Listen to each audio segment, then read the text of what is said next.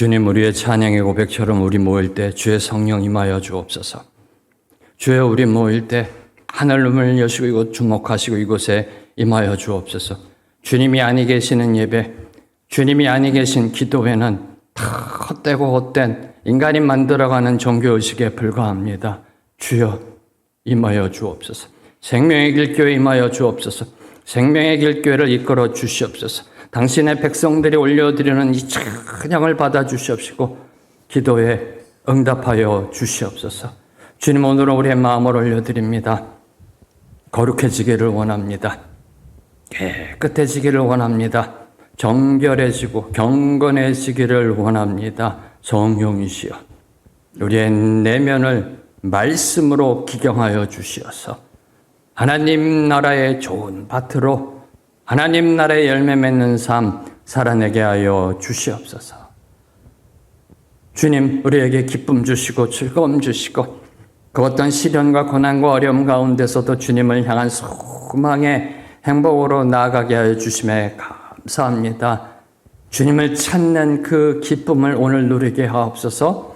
주님과 동행하는 그 즐거움을 온 누리에 선포하는 우리의 삶이 되게 하여 주시옵소서. 예수님의 이름으로 기도하며, 하늘에 계신 아버지, 오늘 제가 주님의 임재 안에서 살고 주님을 더욱더 기쁘시게 하기를 기도합니다. 주 예수님, 오늘 제가 저의 십자가를 지고 주님을 따르기를 기도합니다. 성령님, 오늘 성령님이 저를 충만하게 채워주시고 성령의 열매, 사랑과 희락과 화평과 오래 참음과 자비와 양선과 충성과 온유와 절제가 제 삶 속에서 익어갈 수 있도록 해 주시기를 기도합니다. 아멘. 먼저 하나님께 감사하는 것 정말 오랜만에요. 오랜만에 어제 너무나 기뻤습니다. 청빙위원회가 기도로 들어갑니다. 계속 말하고 싶었었는데요. 목사가 이끄는 것이 아니라 성도들이 하마양이 상반기 종각 없이 기도한다랍니다. 야, 하나님 감사합니다. 감사합니다. 이제 교회가 기도의 방향으로 나아가는구나. 너무 감사했습니다. 기도하십시오. 지금은 기도할 때입니다. 매일 기도해야 되지만 지금은 더 깨어있어 기도할 때이고요. 한마음으로 성도가 기도하고요. 이제 남은 건 자기 성찰입니다. 왜요? 그릇이 깨끗해 하나님이 쓰시잖아요. 하나님이 우리에게 한 번 더 기회 주시는 겁니다. 네. 그릇이 깨끗해야 하나님이 쓰십니다. 자기 성찰, 자기 영적 각성, 네. 이게 이제 저희들에게 주어진 겁니다. 하나님 앞에 당당히 서실 분 계세요? 아무도 없잖아요. 그럼 엎드리자고요. 엎드리자고요. 예. 다른 사람이 아니라 내 얘기를 하나님 앞에 하자고요. 내가 얼마나 못됐는지 못났는지 깨끗해져야 합니다. 깨끗해져야 합니다. 그래야 분별의 영성이 생깁니다. 그래야 어느 분이 하나님이 보내주신 분인지 알잖아요. 인간의 눈으로 선택했던 또 다른 그 아픔과 고통을 겪어야 되잖아요. 깨끗해져야 보입니다. 깨끗해져 보입니다. 이걸 오늘 또 말씀하는 게 또 오늘 말씀이에요. 참 기가 막히세요, 하나님요. 참 기가 막히세요. 네. 자, 오늘 말씀 고린도전서 11장 27절에서 34절 말씀 저와 여러분이 한 절씩 교독하시겠습니다. 그러므로 누구든지 주의 떡이나 잔을 합당하지 않게 먹고 마시는 자는 주의 몸과 피에 대하여 죄를 짓는 것이니라. 사람이 자기를 살피고 그 후에야 이 떡을 먹고 이 잔을 마실지니 주의 몸을 분별하지 못하고 먹고 마시는 자는 자기의 죄를 먹고 마시는 것이니라.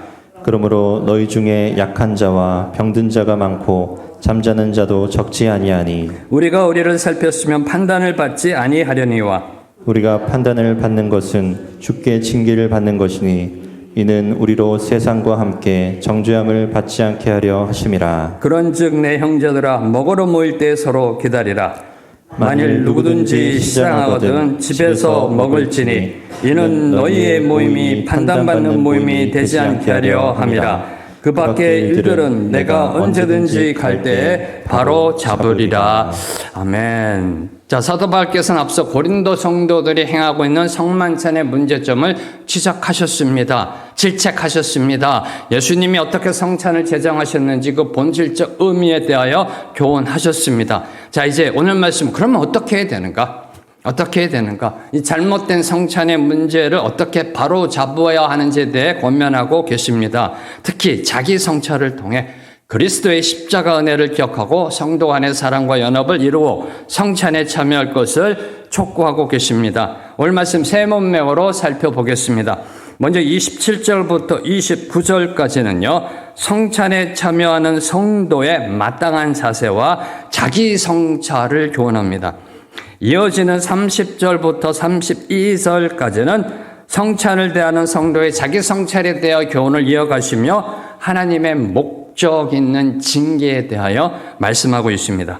마지막으로 33절, 34절은 성찬의 본질은 형제를 향한 사랑과 배려에 있음을 강조하고 있습니다.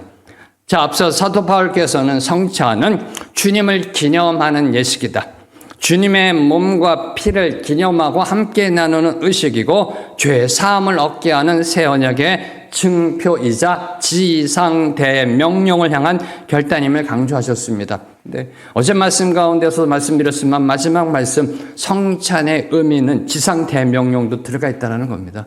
대부분의 성도들이 이 부분을 놓치고 있거든요. 지상대명령을 향한 결단임을 강조하셨습니다. 자, 이제 오늘 27절부터는 성찬에 임하는 성도의 바른 자세를 교훈합니다. 특히 합당하지 않게 떡과 잔을 먹고 마시는 것은 주님의 십자가 희생을 훼손하는, 거스르는, 죄를 짓는 것이다. 그러므로 철저히 자기를 살피고 주님의 은혜를 깊이 묵상하고 감사함으로 참여해야 함을 강조합니다. 27절 말씀. 그러므로 누구든지 주의 떡이나 잔을 합당하지 않게 먹고 마시는 자는 주의 몸과 피에 대하여 죄를 짓는 것이니라. 당연한 거죠. 당연한 거 아닌가요? 네. 근데 이 당연한 게 안 이루어지고 있으니까 지금 사도 바울께서는 이 권면을 주고 계시는 것입니다. 사도 바울께서는 주님이 제정하신, 친히 제정하신 거룩한 성찬, 성례죠. 거룩한 예식, 성찬에 경홀히 참여하는 것이 죄가 될 수 있다라고 경고합니다. 네. 합당치 않게 떡을 먹고 잔을 마시면 죄가 된다라는 겁니다. 자, 여기서 합당하지 않다라는 것은 성찬의 의미에 벗어난다는 거죠. 네, 십자가를 거스른다라는 겁니다. 네. 그리고 특별히 문맥상, 특히 앞서 21절, 22절에 언급된 바와 같이 성도들 간의 하나됨의 교제를 이루지 못하는, 하나됨의 교제는 무시한 채 성찬 예식을 나 개인의 축제로 만들어버리는, 주의 만찬이 아니라 자기 만찬 만들어버리고 나아가 가난한 자와 연약한 자를 무시하며 돌보지 않음을 문맥적으로 지적하고 있는 표현입니다. 성찬의 본질은요, 성도들이 주님의 몸과 피를 함께 나누며 주님과 연합하는 겁니다. 그렇죠? 성도 간에 연합하는 것을 보여주는 것이 성찬입니다. 그러므로 성찬에 참여하는 성도들에게 무엇보다 요구되는 것은 성도 간의 하나됨이라는 겁니다. 성도 간의 하나됨. 이 성도 간의 하나됨, 일체를 이루지 못하고 나누어지는 것, 그리스도의 몸을 나누는 겁니다. 다 아시잖아요. 네. 목사가 굳이 이걸 설교 안 해도 이미 다 아는 겁니다. 네. 성도 간에 하나 되지 못하고 나눠진다. 그리스도의 몸을 나누는 거고요. 결과적으로 주님의 살과 피에 대하여 죄를 짓는 것이다. 이걸 사도 바울께서 지금 고린도 교회를 향해 경고하시고 있는 것입니다. 성도들 간에는 형제 자매라 합니다. 서로 만나면 brother, sisters, 성도 간에는요 형제 자매라고 합니다. 말로는 그렇게 합니다. 근데 실제로는 남처럼 여긴다라는 겁니다. 어떨 땐 형제 자매란 말도 안 하죠. 네. 원수처럼 여깁니다. 네. 다른 성도들의 아픔과 고통 외면합니다. 네. 이게 교회의 현실이에요. 예나 지금이나 모든 교회의 모습입니다. 네. 왜요? 여기는 천국이 아니니까. 인간이 모인 곳이니까. 네.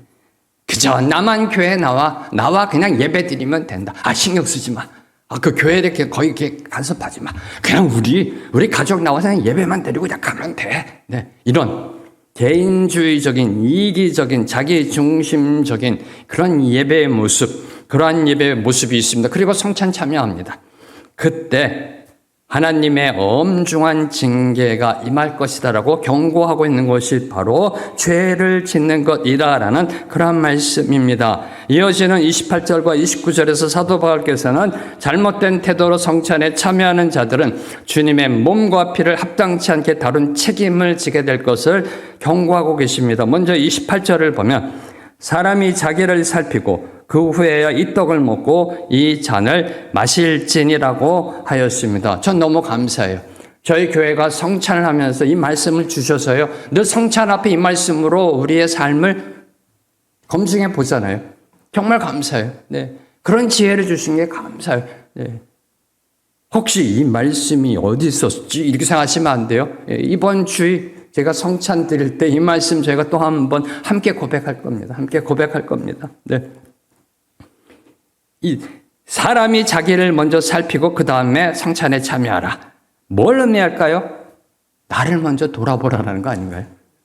영적 거울 앞에 쓰라는 겁니다. 얼굴에 때 묻어있으면 좀 닦으라는 겁니다. 자, 여러분이 누굴 만나러 갈 때 거울 한번 보시죠. 머리도 빗고 옷도 좀 이렇게 챙기고, 그렇죠? 아무렇게나 입고 가세요? 자고 일어나가지고 머리 헝클어진 채로 그냥 이 뺨에 밥을 묻히고 뭐 그냥 그렇게 가세요? 아니요. 세수하고 단정하고 머리 빗고 가잖아요. 하나님 앞에 가는 겁니다. 성찬은. 네. 영적 거울 앞에 쓰라는 겁니다. 영적 거울 앞에. 나의 신앙 상태를 점검하라는 겁니다. 성찬에 참여하는 모든 성도에게는 반드시 뭐가 있어야 된다? 자기 검증이 있어야 된다는 겁니다. 먼저 자기 성찰이 우선 먼저 요구됩니다. 요구됩니다. 아니 성찬이 아니라 하나님 앞에 나오는 예배. 네, 당연하죠. 당연하죠. 하나님 앞에 나오는데 옷 매무새 다시 한번 체크하고요. 혹시나 옷에 뭐 더러운 거 묻었으면 갈아입고요. 네, 그래야 되잖아요. 그래야 되잖아요. 네, 그걸 말씀하고 계시는 겁니다. 자기 성찰 없이 성찬에 참여하면요. 성례가 아니에요. 그냥 종교적 의식이죠. 네, 그냥 여러분이 습관적으로 한 달에 한 번 드리는 그냥 인간이 만든 종교적 의식이에요. 그냥요. 네. 야, 오늘은 좀 이 포도즙이 조금 상한 것 같다. 뭐 이런 생각이 나고요. 왜 나는 요 빵이 여기 끝에가 부셔진 게 맞지? 이런 생각이나 하고요. 네. 그냥 인간이 만든 습관적, 종교적 의식이 된다는 겁니다. 거룩한 의식이 아니라 죄를 짓는 의식이 될 수 있음을 엄중하게 사도 바울께서는 경고하고 있습니다. 자기 성찰, 신앙 성찰은요, 목사, 장로, 권사, 집사, 일반 성도 할 것 없이 모두에게 요구되는 겁니다. 네. 아유, 목사님, 저는 그냥 일반 성도인데요. 뭐, 굳이 뭐. 아니요, 모두에게 요구되는 겁니다. 모두에게. 네.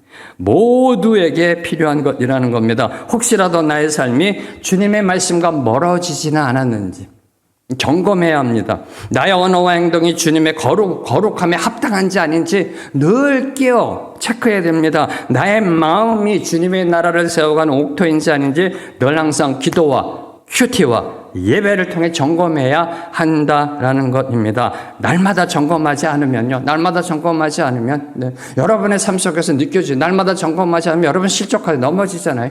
네. 삼풍백화점, 성수대교 붕괴 같은 영적 사건들이 일어나게 되어 있습니다. 이 모습이 떠오르더라고요. 날마다 우리를 점검하지 않으면 우리의 신앙이 무너질 수 있다는 겁니다. 그게 성경의 이야기고, 그게 다윗의 이야기고, 그게 아브라함의 이야기고, 그게 저와 여러분의 신앙의 지금까지 삶의 모습이 아닐런지요. 날마다 깨어 점검하지 못하면, 무너진다라는 겁니다. 그리고 또 저희 다시 일어나잖아요. 네. 무너지고 또 일어나고, 네. 건물이 흔들리고요. 소리가 나며 상판이 흔들려도 설마 무너지랴. 안전불감증 아니라는 생각에 빠져있으면 언젠가 무너져 내리는 건물더미에 깔리게 되어 있다는 겁니다. 이 정도 믿으면 됐지. 나 정도만 믿으라 그래. 라는 영적 교만. 하나님 믿으니까, 교회 다니니까 문제없어. 괜찮을 거야. 예배 다 드리잖아. 새벽기도 안 빠지잖아. 말씀 읽잖아. 이 영적 매너리즘에 빠지면 언젠간 반드시 넘어지게 되어 있습니다. 그때 후회해봐야 아무 소용이 없다라는 거예요. 기억하십시오. 하나님께 붙잡힌 바 되려면 거룩해야 한다는 겁니다. 거룩해야 된다는 겁니다. 자기 성찰에 몸부림 육신을 쳐 복종하는 회개의 발버둥 없이는요, 하나님 앞에 나아갈 수가 없어요. 하나님 앞에 나아갈 수가 없다. 코람데오의 신앙, 나의 거룩 없이는 그 앞에 아예 설 수도 없어요. 설 수도 없습니다. 그게 이스라엘의 역사잖아요. 이스라엘의 역사. 하나님의 택한 백성이라 자부했던, 자신했던 이스라엘이 멸망당했습니다. 멸망당했습니다. 한 번 구원받았으니 그 구원은 영원하다. 맞습니다. 그렇다고요. 자기 성찰 없는 삶을 살면 그게 구원파입니다. 그게 구원파라니까요. 왜 악인이 하나님의 심판받아 영원한 저주받는지 아세요? 죄를 지어서? 아니요. 저와 여러분도 죄 짓잖아요. 회개하지 않아서입니다. 자기 성찰. 이걸 지금 성찬에 임하기 전에 사도 바울께서 저와 여러분에게 요구하고 계시는 것입니다. 저희들은 날마다 존 스토트 목사님의 기도, 하나님의 임재 안에 거하기를 기도합니다. 임재 안에 거하려면 깨끗해야 돼요. 거룩해야 돼요. 내가 거룩하니 너희도 거룩하라. 거룩하지 못하면 그 앞에 나아갈 수가, 우리의 영이 그 앞에 못 나가요. 못 나갑니다. 자, 이제 29절은요. 사람이 왜 자기 자신을 살핀 후에 떡과 잔을 먹고 마셔야 하는지 그 이유에 대하여 설명합니다. 주의 몸을 분별하지 못하고 먹고 마시는 자는 자기의 죄를 먹고 마시는 것이니라. 주의 몸을 분별하지 못하고 무슨 뜻일까요? 주의 몸을 분별하지 못하고. 자, 앞서 27절 합당하지 않게, 28절 자기를 살피고, 29절 주의 몸을 분별하지 못하고. 주의 몸을 분별하지 못하고 성찬에 참여하면 자기의 죄를 먹고 마시는 거다. 떡과 포도주가 아니라, 주님의 살과 피가 아니라 내 죄를 먹는 것이다 라고 정말 두려운 경고를 지금 사도 바울께서 하고 계세요. 무슨 의미일까요? 자, 이 문자적으로는 십자가에 달리신 예수님의 몸과 피가 우리의 구원을 위한 주님의 몸이요 피라는 사실을 깨닫고 있느냐는 겁니다. 저희들이 성찬에 참여할 때 주시는 떡과 잔이 주님의 살이요 피라는 사실 깨닫고 있느냐는 거예요. 깨닫고 있느냐는 겁니다. 다시 말해 주님의 십자가 대속의 은혜를 깨닫고 느끼고 체험하고 뼛속까지 감사하고 있느냐라는 질문을 던지고 있는 겁니다. 한마디로 나를 위해 죽으셨다. 이게 있느냐고 물어보고 있는 겁니다. 주의 몸을 분별하다는 것은 주님이 나를 위해 죽으셨다. 나 때문에 죽으셨다. 이러한 신앙적 고백 없이 성찬에 임하게 되면요, 고린도 성도들이 범한 죄악에 빠질 수도 있습니다. 그렇죠? 이런 신앙적 고백 없이 성찬에 참여하면 하나의 종교적 의식으로 흘러갈 수밖에 없잖아요.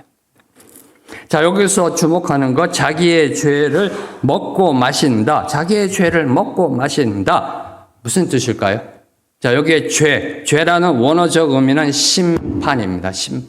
심판 또는 판결. 따라서 자기의 죄를 먹고 마시는 것이란 심판을 자초한다는 겁니다.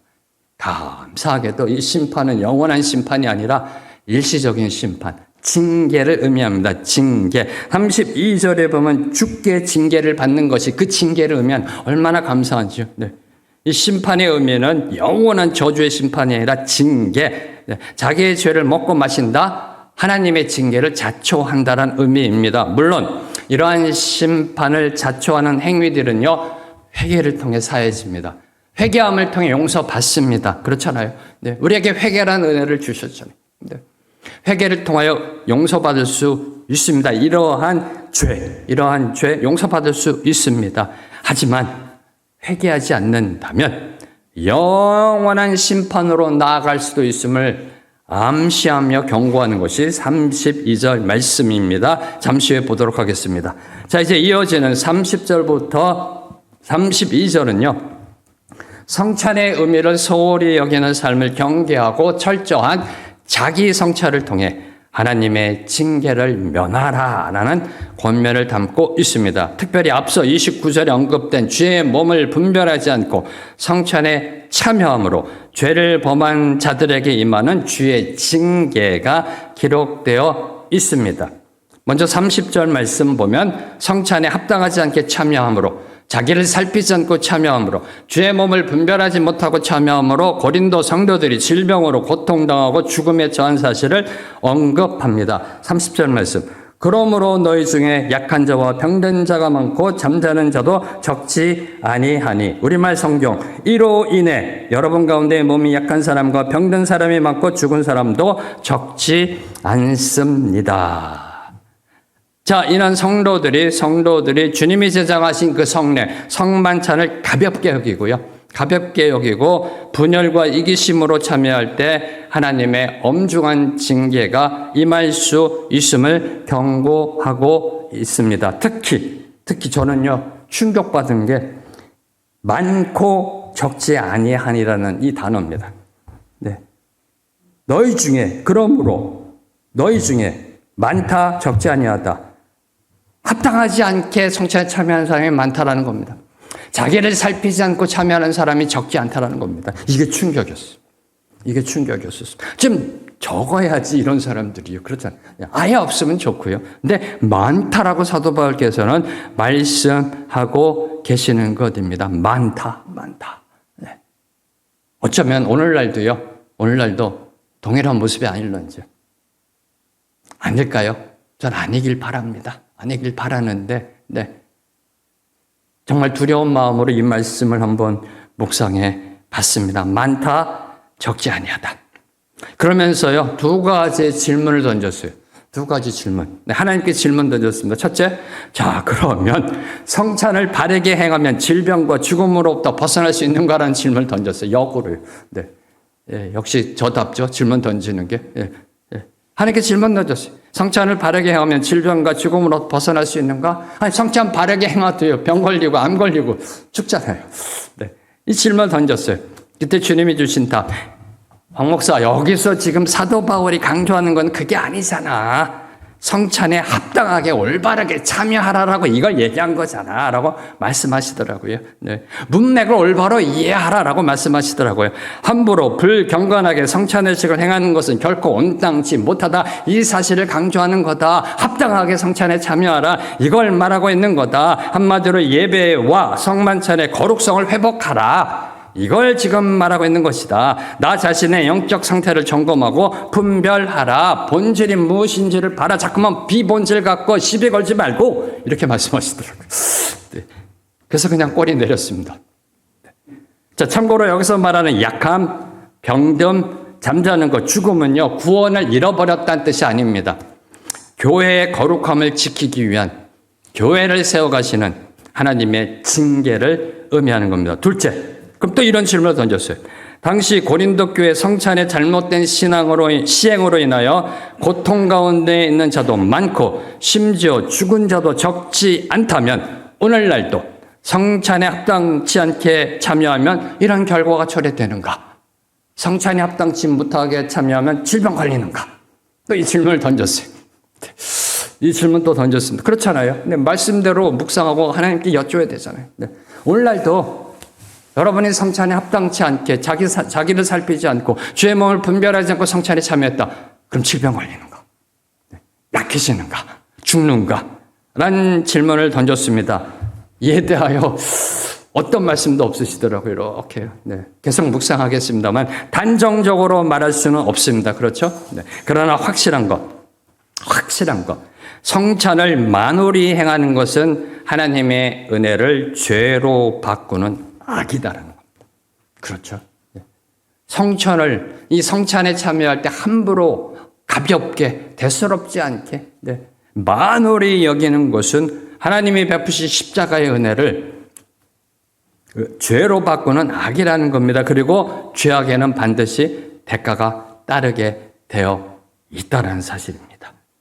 그래서 31절에서 우리가 우리를 살폈으면 판단을 받지 아니한다라고 사도 바울께서 말씀하고 계시고 있는 겁니다. 자, 이는 앞서 28절에 언급된 바와 같이 자기 성찬을 철저하게 수행한다면 성찬과 관련된 하나님의 징계는 없을 것이다라는 문자적인 의미입니다. 성찬과 관련하여 이 성찬과 관련하여 심판을 징계를 면할 수 있는 방법은요. 성찬에 참여하는 모든 자들이 자기를 먼저 살핀 후에 참여하는 것입니다. 심플합니다. 간단합니다. 영적 거울 앞에 서서 주여 용서하옵소서. 이번 주, 이번 달, 저번 달 이렇게 살았네요. 용서하옵소서. 이러면 돼요. 이러면 되는 겁니다. 자, 여기서 주목한 거 두 가지요. 첫째, 30절에서요. 30절에 언급된 너희 중에라는 2인칭 복수형이 쓰였습니다. 그렇죠? 그러므로 너희 중에. 근데 31절에 보면 우리가 라고 나옵니다. 너희 중에 우리가 2인칭 복수형이 31절에 들어와 우리라는 1인칭 복수형으로 바뀌었습니다. 뭘 의미할까요? 나도 예외가 아니라는 겁니다. 오늘 저와 여러분 21세기 생명의 길교회 이 새벽기도 드리는 우리도 예외가 아니라는 겁니다. 고린도 교회 너희만의 문제가 아니라는 겁니다. 옆에 있는 분 당신만의 문제가 아니라는 겁니다. 나의 문제라는 겁니다. 나의 문제, 우리의 문제라는 겁니다. 아유, 나는 그래도 성찬 잘 드리고 있어. 아니요, 나의 문제라는 겁니다. 늘 겸비함으로 하나님 앞에 깨어 있어 자기 성찰로 나아가야 한다는 사실을 보여주고 있는 겁니다. 그리고 또 하나 이는 성찬에 대한 지금까지 교훈이 고린도 성도뿐만 아니라 바울 자신에게도 적용된다라는 말씀입니다. 바울 자신에게도. 하나님의 사도였습니다. 지금 성만찬에 대한 교훈의 계시를 하나님으로부터 받아 지금 선포하고 있습니다. 그 바울도 예외가 아니라는 겁니다. 그렇죠. 늘 항상 이 목회자들, 목사님들이 이 강단에서 설교할 때 이 느끼는 하나님 앞에 고백하는 그 마음이에요. 이 말씀이 나부터 선포되어지고 나부터 하나님 앞에 바르게 살게 해달라고. 그걸 늘 항상 고민해요, 목사님들은요. 내가 못하는 거 설교에서 뺍니다. 빼려고 그래요. 왜? 양심이 있으니까. 그때 어떨 때는 하나님 막 밀어붙일 때 있으세요. 너무 힘들어요.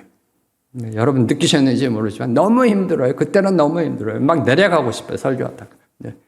지금 사도 바울도 성찬에 참여할 때 자기 성찰 없이 회개하지 않는다면 30절에서 언급한 그 심판에서 예외가 될 수 없다. 나도 예외가 될 수 없다라는 사실을 보여주며 성찬의 엄중한 거룩성을 강조하고 있습니다. 기억하십시오. 성찬은요, 누군가에게는 축복의 통로가 되고요, 누군가에게는 심판의 통로가 될 수 있다는 겁니다. 오늘 말씀 보세요. 성찬에 참여합니다. 여기는 천국이 아닙니다. 그러면 온 성도가 거룩함으로 하나님의 영광을 올려드릴 수 없는 게 오늘날 교회 현실입니다. 그래서 성찬에 참여합니다. 그 성찬이 누군가에게는 축복의 통로고 누군가에게는 징계의 통로가 될 수 있다는 겁니다. 이게 두렵더라고요. 복음도 마찬가지잖아요. 누구에게는 생명의 향기요, 누구에게는 사망의 향기잖아요. 심판도 마찬가지, 성찬도 마찬가지더라고요. 그 누군가는 자기를 먼저 살피는 것으로 판명될 것입니다. 자, 두 번째로 주목하는 거 32절에 들어와 사도 바울은 앞서 31절에 말한 판단을 받는다는 것이 무엇을 의미하는지 설명합니다. 32절, 우리가 판단을 받는 것은 주의 징계를 받는 것이다. 주께 징계를 받는 것이다. 이는 우리로 세상과 함께 정죄함을 받지 않게 하려 하심이라. 징계를 받는 것이다. 판단을 받는다는 것은 주님으로부터 징계를 받는 것이다. 주께 징계를 받는다. 여기에 징계의 원어적 의미는 또 다른 은혜가, 역설적 은혜가 들어가 있어요. 그릇된 자식, 탕자를 되돌이키기 위한 아버지의 사랑의 마음이 담겨 있는 게 이 징계라는 단어입니다. 한마디로 성도를 회개시키기 위한 하나님의 사랑의 매라는 겁니다. 뭐가 이 징계가요? 그래서 징계받을 때 기뻐해야 합니다. 징계받을 때 기뻐해야 합니다. 아프죠, 힘들죠, 고통스럽죠. 정말 고통스럽습니다. 그런데 이 영적으로 이 기쁨이 있어야 돼요. 기쁨이 있어요. 왜요? 하나님의 징계는 하나님이 여전히 우리를 사랑하신다는 징표이기 때문에. 그냥 우리를 내버려 두시면요, 그게 저주입니다. 그리고 이 징계를 통해 영원한 심판을 면할 수 있기 때문입니다. 주님의 징계는 죄에 대한 처벌이 아니라 사랑의 매라는 겁니다. 돌이키리라는, 깨달으라고 여러분이 여러분의 자녀에게 매를 들었던 그 마음, 바로 사랑의 매라는 겁니다. 죄에 대한 처벌은요, 징계가 아니라 사망입니다. 죄의 삭은 사망입니다. 죄에 대한 처벌은 징계가 아니라 사망입니다. 주님의 징계는 죄에 대한 처벌이 아니라 사랑이라는 겁니다.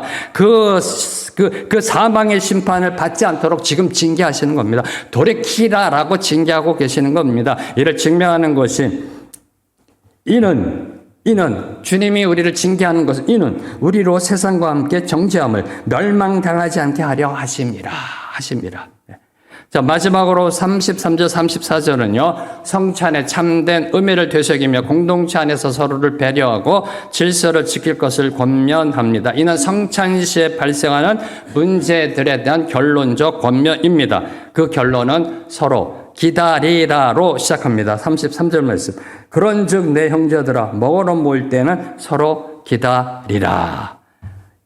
이미 21절에서 보았듯이 고린도 교회 성찬의 문제는요, 자기가 가져온 음식을 먼저 먹는 데서 발생하였습니다. 그래서 사도 바울께서는 기다리라 명하신 것입니다. 자, 여기서 기다리라는 것은 없는 자, 힘든 자, 배고픈 자들이 올 때까지 기다리라는 시간의 인내함만을 의미하는 게 아닙니다. 그들을 배려하라는 겁니다. 배고픈 자를 먼저 배려하고 지위나 빈부격차를 넘어 모두가 동등한 하나님의 자녀로 한 상에 참여하라는 말씀입니다. 이 기다리라는 것은 한 상에 참여하라. 한 상에 참여하라. 한 상에서 먹고 마시라. 즉 하나 되라는 말씀입니다. 여기 기다리라는 것은 하나 되라는 말씀입니다. 자, 이제 34절 말씀 보면 만일 누구든지 시장하거든 집에서 먹을지니 이는 너희의 모임이 판단맞는 모임이 되지 않게 하려 함이라. 그 밖의 일들은 내가 언제든지 갈 때 바로 잡으리라. 여기서 사도 바울께서 말하는 포인트는 두 가지입니다. 첫째, 집에서 먹어라.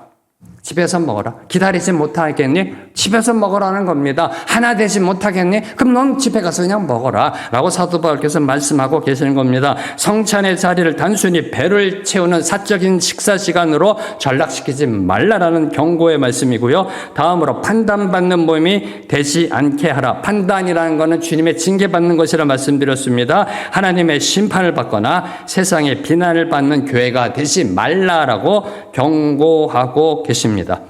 사랑하는 성도 여러분, 기억하십시오. 교회의 성패, 예배의 성패는요, 프로그램의 화려함이나 세련됨 또는 사역의 풍성함에 있는 게 아닙니다. 주님의 은혜를 기억하고 형제를 대하는 마음의 중심에 달려 있습니다. 이제 함께 기도함으로 나아갑니다.